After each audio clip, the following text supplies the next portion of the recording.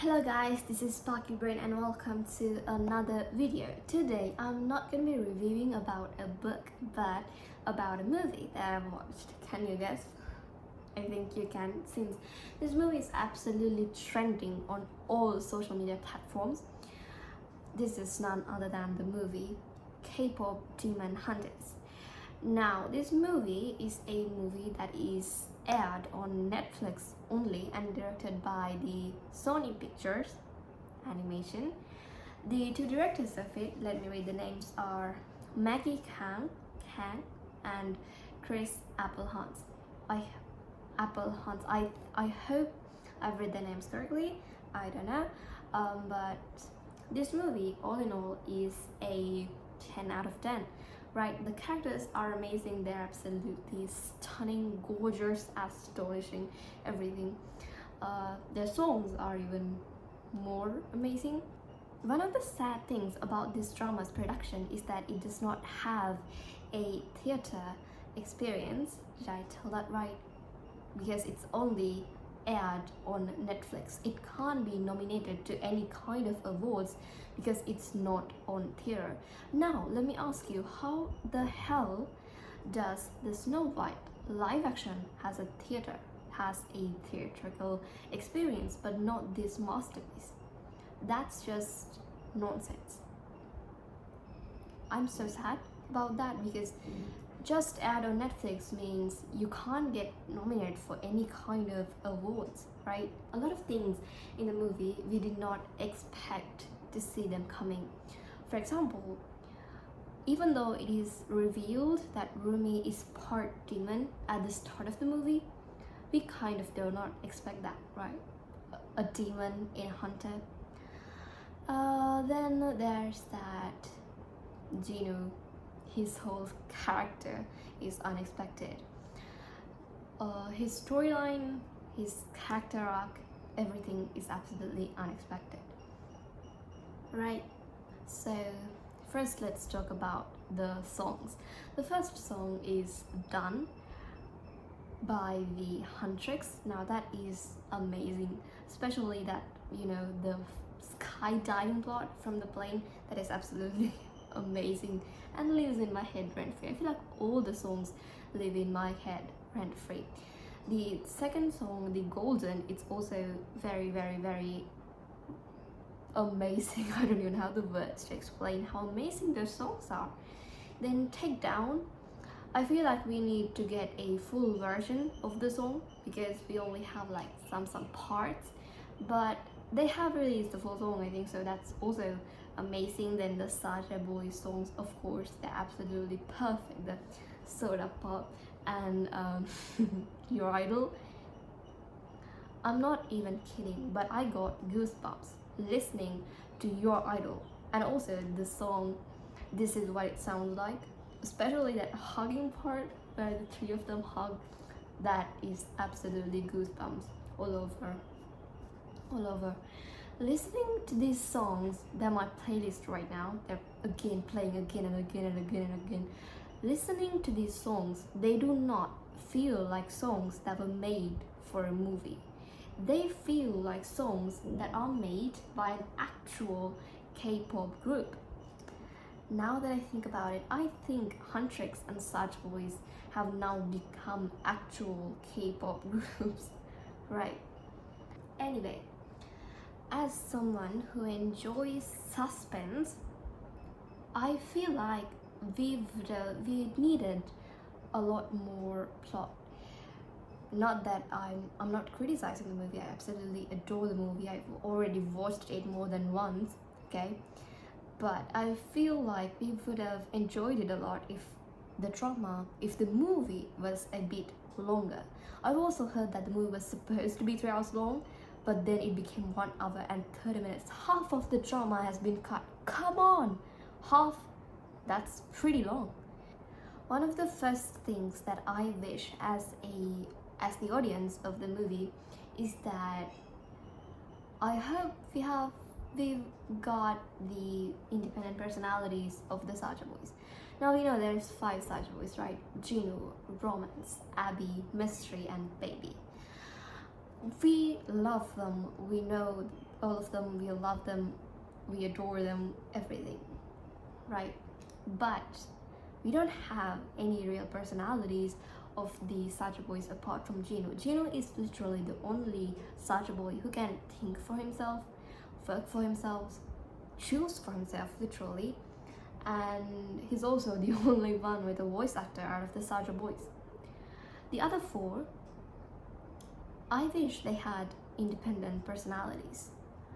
Now, needing of a backstory, I feel that that's also a necessity, but it's okay, it's a drama. We don't expect everyone to have a backstory like it's a series. It's not, right? There's very limited screen time and there's very limited time to build the backstories of the characters and then the story, the plot, everything. So it's okay, it's fine if we don't get backstories. But at least I wish that we had gotten independent personalities for the 5 characters of the Sacha boys. Now we know we ship Zoe with Mystery. Imagine Mystery had a personality that we could draw parallels with Zoe. Now imagine Romance and Mira together. I ship them actually, but I know some people also ship Mira with Abby. Now that's a talk for later, but for now, imagine now, like Mira, they also had a personality that would be interesting and absolutely amazing. That would increase the tension, the suspense and everything, because I don't believe that all 5 of them would straight up choose to be good like Gino did at the end of the story. Then we would have been able to get a plot which is much more interesting, and tragically that would be also a plot line which is much more sadder than the one we got. The one we got is also sad, obviously. All of the love interests basically die, but it could have made the story, I feel like, much more interesting. Now, the second thing I wish as the audience is that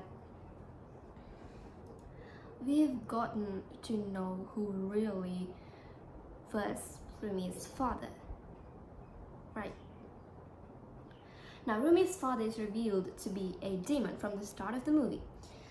From the start of the movie, I've always looked forward to actually learning about Rumi's father at like the end of the movie, because that would have been amazing.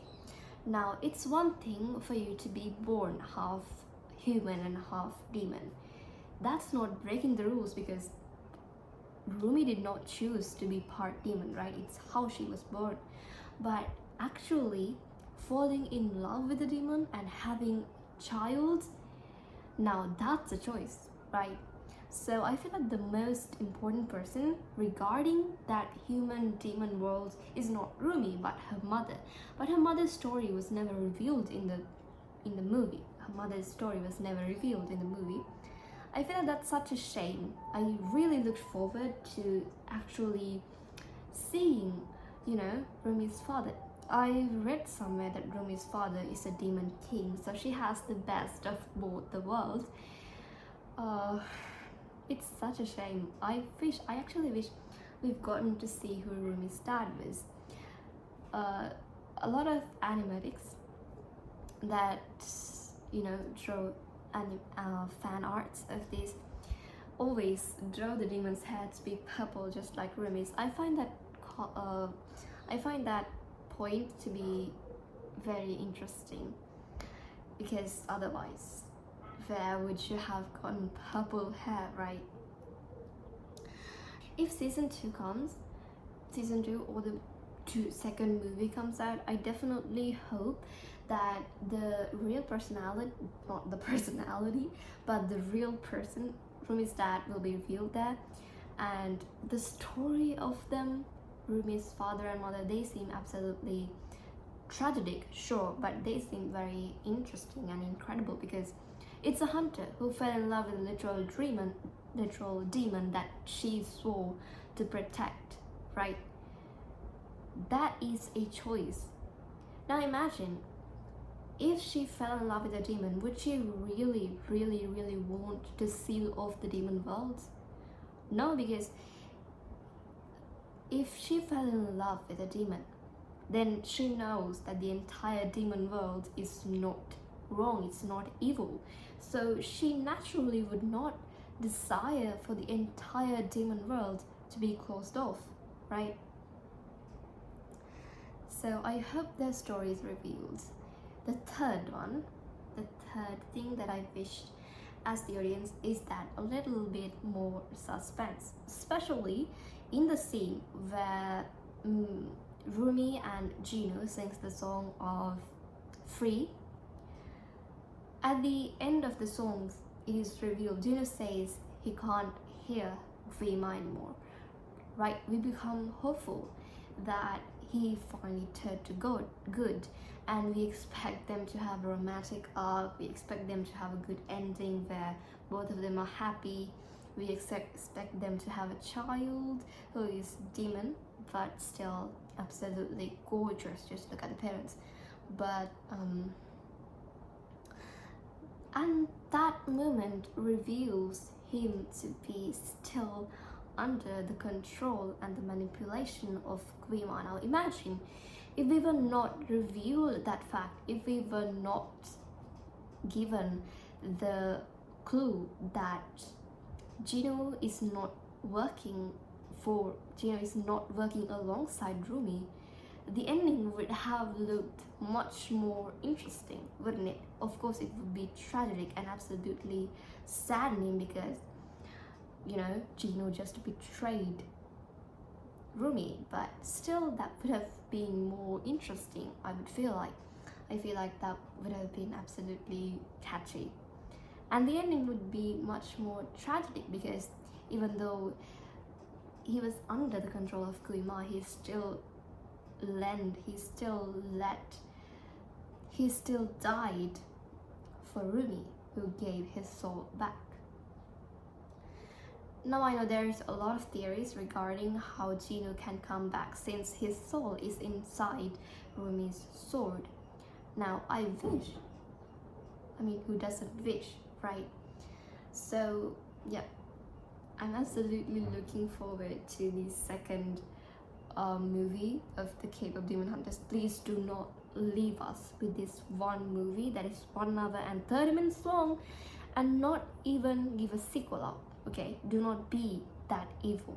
Okay, there's people out there that is dying to see even a little bit of sequel after the movie. Okay, so all in all, if you haven't watched the movie, what are you doing here? Just go and watch the movie. It's absolutely stunning, astonishing, amazing, brilliant. I would rate it out of 10, 100. It's amazing. The story is amazing, the animatics is amazing, the songs are amazing. The songs are all on my playlist right now. So I'm not a K-pop crazy girl. I love K-pop songs, but I'm not that crazy girl who always is listening and who is obsessed of K-pop. But these songs are playing in my head non-stop from the moment that I first heard them. You know, every minute, every hour, I hear them replaying in my mind. So yeah, this movie is absolutely amazing. If you haven't watched it, then you should go and watch it right now. So till next time, bye bye. Leave your comments in the comments below, and hope you have a great day or night wherever you're from. Don't forget to subscribe and hit the notification bell so you can get notified every time I post a video. Bye bye.